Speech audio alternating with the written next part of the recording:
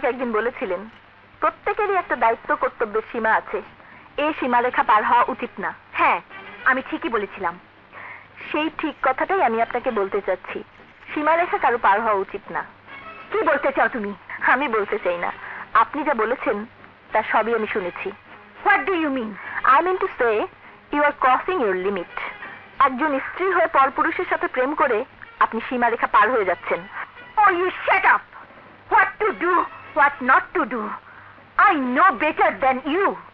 Every idiotic woman think that she know better than everybody. But this is absolutely nonsense. Don't try to teach me. I am not teaching you. I am requesting you. Don't play that dual game. একজন স্ত্রীর ভালোবাসা তার স্বামী ছাড়া আর কারোর জন্য হওয়া উচিত নয়। All these illiterate ideas, অশিক্ষিতের ধ্যান ধারণা, বাংলাদেশে বাস করে বিদেশের কালচার সম্পর্কে কিছুই জানো না। বিদেশ কেন, কোনো দেশেই এই কালচার নেই যে একজনের বিবাহিতা স্ত্রী স্বামীর অগোচরে লুকিয়ে অন্য লোকের সঙ্গে প্রেম করবে। আর বাংলাদেশের culture is better than any culture of universe. আমাদের দেশের সংস্কৃতি পৃথিবীর সব দেশের সংস্কৃতির চেয়ে ভালো। And in this culture a wife of must be loyal to her husband. আমাদের দেশে স্ত্রী তার স্বামীর কাছে বিশ্বস্ত হওয়া উচিত। তুমি আমাকে লেকচার দিচ্ছ?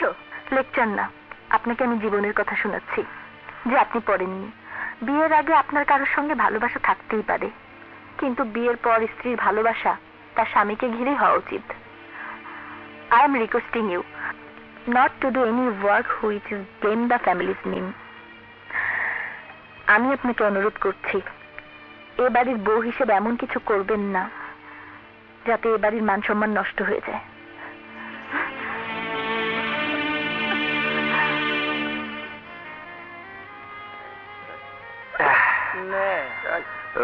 না না না না, অলরেডি 5টা খেয়েছি, মাথা ঘুরছে, আর খেলে আমি আর আমার মধ্যে আরে কিছু হবে না। যত খাবি দুনিয়াটা তত রঙিন দেখবি, সবকিছু সুন্দর লাগবে। আমি যাই। সরি সরি দোস্ত।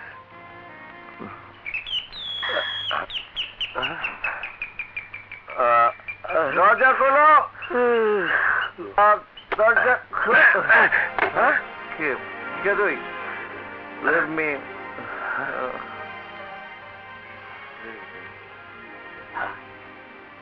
ছোট সাহেব আবার মদ খাইছে?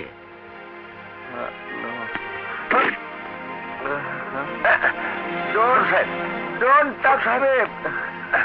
Leave me. Leave me. No. No. No. Don't touch me. Don't touch me.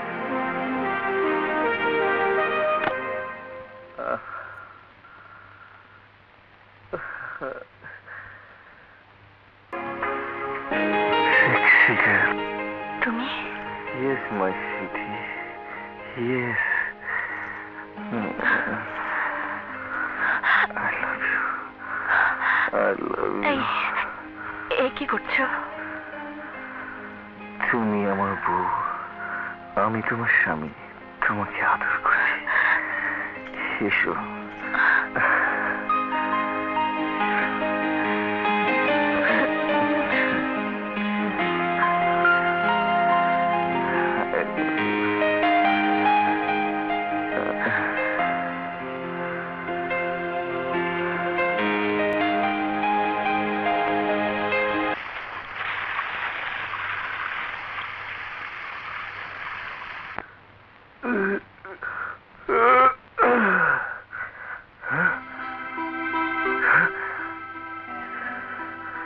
আমি এখানে এলাম কি করে? কে আমাকে বিছানায় নিয়ে এলো? Oh my God! আমার রাতের কাপড় কে বদলে দিল?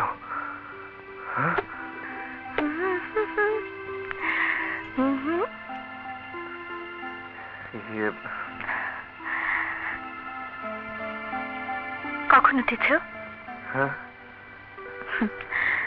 তুমি হাত মুখ ধুয়ে এসো, আমি তোমার নাস্তা দিচ্ছি। এই শোনো, আমি কি করে এলাম? তুমি নিজেই এসেছো, হ্যাঁ, আমি নিজে এসেছি? কখন? তুমি কখন এসেছো নিজেই জানো না। ওসব ছাইপাস না খেলেই তো পারো। ছাইপাস? মদ খেলে কারো হুঁশ থাকে না। তোমারও কাল রাতে হুঁশ ছিল না। কমলা!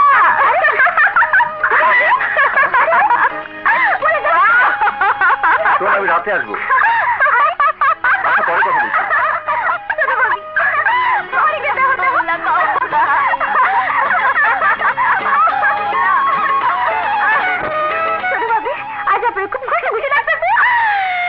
আজ খুশিতে আমার নাচতে ইচ্ছে করছে।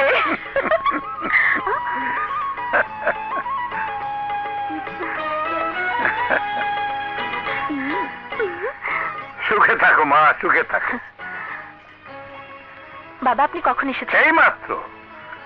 তোমার মুখে হাসি দেখে মনটা আমার খুশিতে ভরে উঠেছে, আনন্দ লাগছে। এ হাসি যদি তোমার বাবা দেখতেন তাহলে কি যে খুশি হতেন। কে? আমার মেয়েকে আমার কাছ থেকে নিয়ে খুব খুশিতে মেতে আছিস? আরে বন্ধু, তুই অনেক দিন বাদ দি, এইমাত্র তোর কথাই হচ্ছিল। কেমন আছো বাবা? ভালো। তুই কেমন আছিস মা?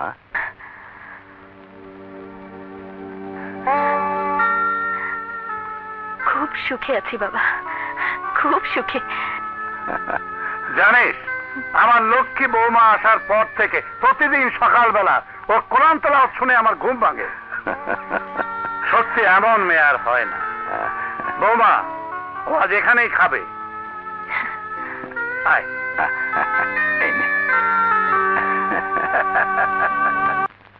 বস।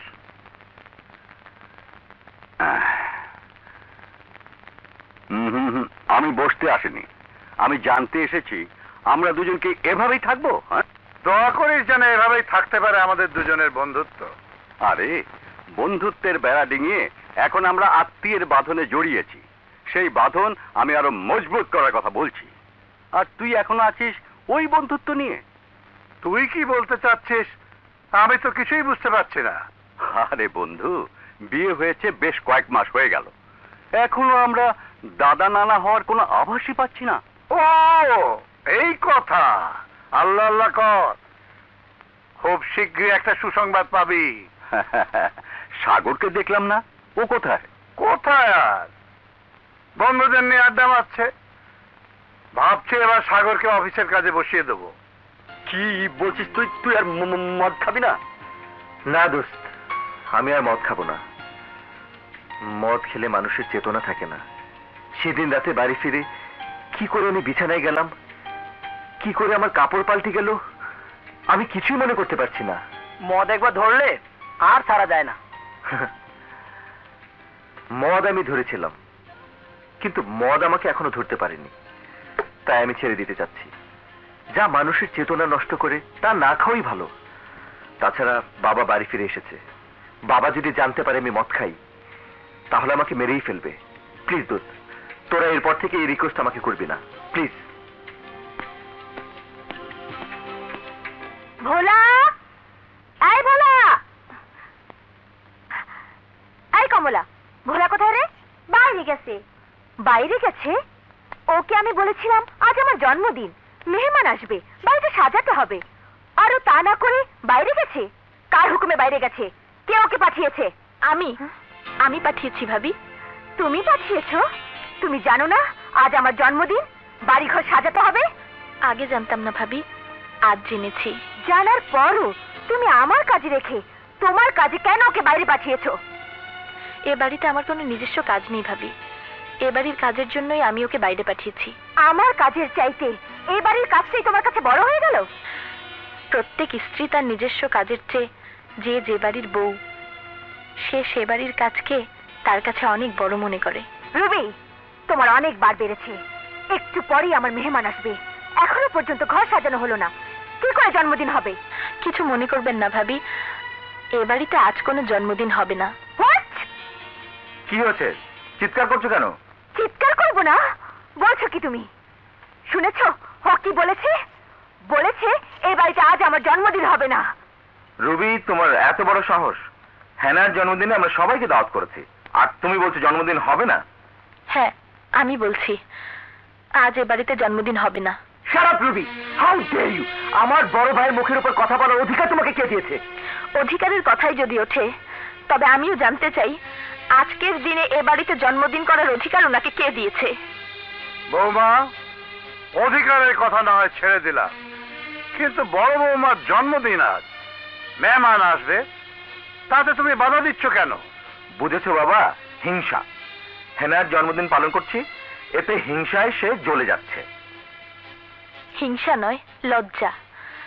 ভাবির এই অনুষ্ঠানের জন্য আমার লজ্জা হচ্ছে।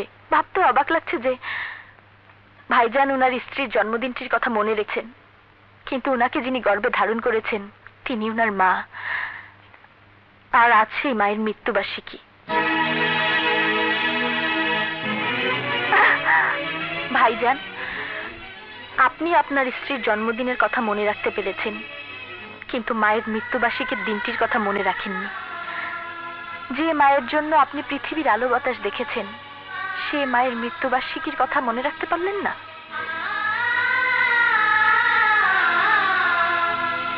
আসেন হুজুর, আসেন। এই আপনারা আসেন। ছোট ভাবি, হুজুর গলে আইছি। ভোলা ভাই, হুজুরদের নামাজ ঘরে নিয়ে যাও।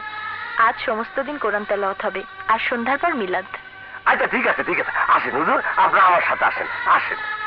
বাবা, আপনার অনুমতি না নিয়ে আমি বাবুর্চি দিয়ে 2000 এতিমের জন্য বিরিয়ানি রান্না করে এতিমখানায় পাঠিয়ে দিয়েছি।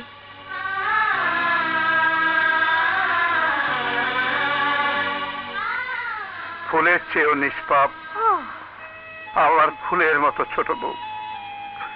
আল্লাহ তোমাকে দীর্ঘজীবী করুন, দীর্ঘজীবী করুন। বড় বউ, তোমার এই অনুষ্ঠান আজ এ বাড়িতে হবে না, প্রয়োজনে হোটেল ভাড়া করে নাও।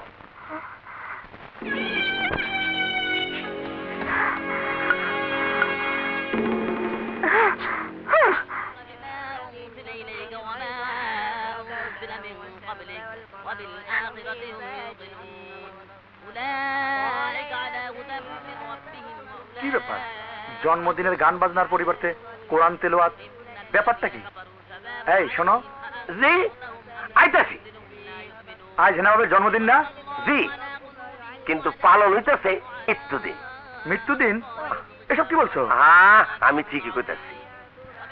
আজ হেনা বাবির শাশুড়ির মৃত্যুদিন, তাই এই বাড়িতে দোয়া দূর হইতাছে।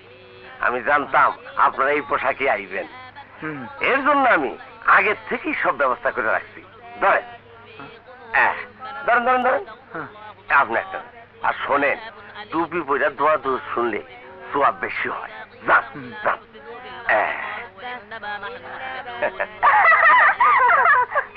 খাইছে খাইছে, হ্যাঁ সর্বনাশ। খালা মারে এই লেবাস আপনারা কোথেকে আইছেন? এই অবস্থা তো ভিতরে যাইতে দন দেবো না। কি করি কি করি, আপনাকে টুপিও পরান দেবো না। আচ্ছা, আছে আছে, ব্যবস্থা আছে। আপনি এটা মাথায় দেন, মাথায় দেন। আর আর এইটা এইটা আপনারে পরাই দিলাম। এইবার শোনেন, লাইন ধরে সোজা চলে যান। গামছা পরানোর পর দুইজনকে কেমন জানি শূন্য শূন্য মনে হইতেছে, তাই না? আরে যাইবার সময় গামছা দুটো দিয়ে যাবেন, বুঝেন না কে? হ্যাঁ না, বাবির বান্ধবী তো, কিচ্ছু বলা যায় না, ডেঞ্জারাস।